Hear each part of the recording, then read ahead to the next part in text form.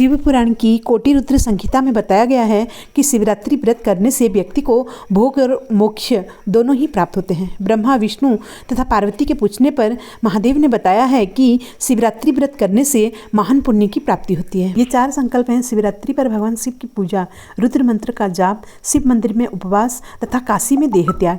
शिव पुराण में मोक्ष के 4 सनातन मार्ग बताए गए हैं।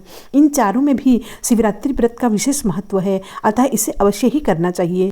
शास्त्रों में यह व्रत व्रतराज के नाम से विख्यात है और चारों पुरुषार्थों को देने वाला है। संभव हो तो इस व्रत को जीवन पर्यंत अवश्य ही करना चाहिए। शिवरात्रि व्रत की कथा इस प्रकार से है। एक बार चित्रभानु नामक एक शिकारी था। पशुओं की हत्या करके वह अपने कुटुंब को पालता था। वह एक साहूकार का ऋणी था, लेकिन ऋण समय पर न चुका पाने पर क्रोधित साहूकार ने उसे सिपमठ में बंदी बना लिया और संयोग से उस दिन शिवरात्रि थी।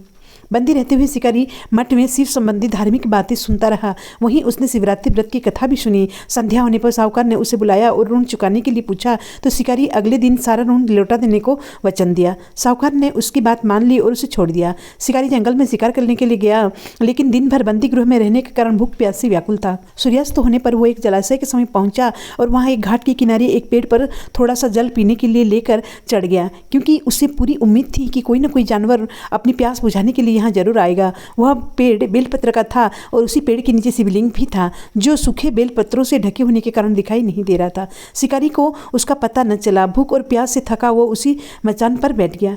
मचान बनाते समय उसने जो टहनियाँ तोड़ी, संयोग से शिवलिंग पर गिरी। इस प्रकार दिन भर भूखे प्यासे शिकारी का व्रत भी हो और शिवलिंग पर बेलपत्र भी चढ़ गए।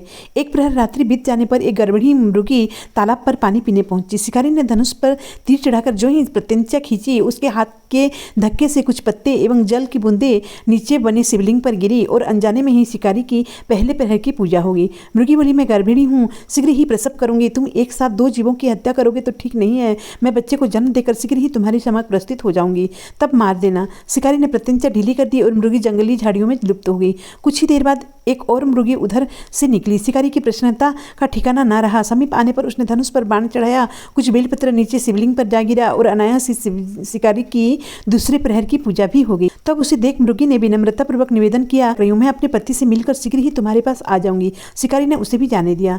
2 बार शिकार खोकर वो चिंता में पड़ गया। रात्रि का आखिरी पहर भी बीत रहा था, तभी एक अन्य मृगी अपने बच्चों के साथ उधर से निकली। शिकारी धनुष पर तीर चढ़ाकर छोड़ने ही वाला था कि मृगी बोला, मैं इन बच्चों को इनके पिता के हवेले करके लौटाऊंगी, इस समय मुझे मत मारो। शिकारी हंसा और बोला, सामने आए शिकार को छोड़ दूं? मैं ऐसा मूर्ख नहीं। इससे पहले मैं 2 बार अपना शिकार खो चुका हूँ। मेरे बच्चे भूख प्यास से तड़प रहे होंगे। उधर में मृगी ने फिर कहा, जैसे तुम्हें अपने बच्चों की ममता सता रही है, ठीक है, मुझे भी इनकी फिक्र हो रही है। इसलिए सिर्फ बच्चों के नाम पर मैं थोड़ी देर के लिए जीवन दान मांग रही हूँ। मेरा विश्वास करो, मैं इन्हें इनके पिता के पास छोड़कर तुरंत लौटने की प्रतिज्ञा करती हूँ। मृगी की दीन स्वर सुनकर शिकारी को उस पर दया आ गई। उसने उस मृगी को भी जाने दिया। शिकार के अभाव से बेल वृक्ष पर बैठा शिकारी बेलपत्र तोड़ तोड़ कर नीचे फेंकता जा रहा था। उसकी तीसरे प्रहर की पूजा भी स्वतः ही संपन्न होगी। वो फटने की हुई रही थी। एक हुष्ट पुष्ट मृग उसी रास्ते पर आया। शिकारी ने सोच लिया कि इसका शिकार तो अवश्य करूंगा। शिकारी की तनी प्रचन्नता देखकर मृग विनीत स्वर में बोला, भाई, यदि तुमने मुझसे पूर्व आने वाली 3 मृगियों को तथा छोटे छोटे बच्चों को मार डाला है तो मुझे भी मारने में विलंब न करो, ताकि मुझे उनसे वियोग में एक क्षण भी दुखी न सहना पड़े। मैं उन मृगियों का पति हूँ। यदि तुमने उन्हें जीवन दान दिया है तो मुझे भी कुछ क्षण का जीवन देने की कृपा करो। मैं उनसे मिलकर तुम्हारे समक्ष उपस्थित हो जाऊंगा। मृग की बात सुनकर शिकारी ने सारी कथा मृग को सुना दी। तब मृग ने कहा, मेरी 3 पत्नियां जिस प्रकार प्रतिज्ञा विरुद्ध होकर गई हैं, वो मेरी मृत्यु से अपने धर्म का पालन नहीं कर पाएंगी। अतः जैसे तुमने उसे विश्वास पात्र मानकर छोड़ा है, वैसे भी मुझे भी जाने दो। मैं उन सब के साथ तुम्हारे सामने शीघ्र ही उपस्थित होता हूँ।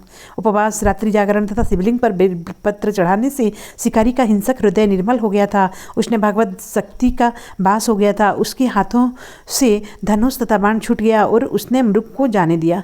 थोड़ी देर बाद वह मृग सपरिवार शिकारी के समीप उपस्थित हो गया ताकि वह उनका शिकार कर सके, किंतु जंगली पशुओं की ऐसी सत्यता, सात्विकता और सामूहिक प्रेम भावना देखकर शिकारी को बड़ी ग्लानि हुई। उसके नेत्रों से आंसुओं की झड़ी लग गई। उस मृग परिवार को न मारकर शिकारी ने अपने कठोर हृदय को जीव हिंसा से हटा सदा के लिए कोमल एवं दयालु बना लिया। देवलोक से समस्त देव समाज इस घटना को देख रहे थे। उसके ऐसा करने पर भगवान शंकर ने प्रसन्न होकर तत्काल उसे अपने दिव्य स्वरूप का दर्शन करवाया तथा उसे सुख समृद्धि का वरदान देकर गोह नामक प्रदान किया। यही वह गोह था जिसके साथ भगवान श्री राम ने मित्रता की थी। इस प्रकार महाशिवरात्रि का पूजन पौराणिक व्रत कथा समाप्त।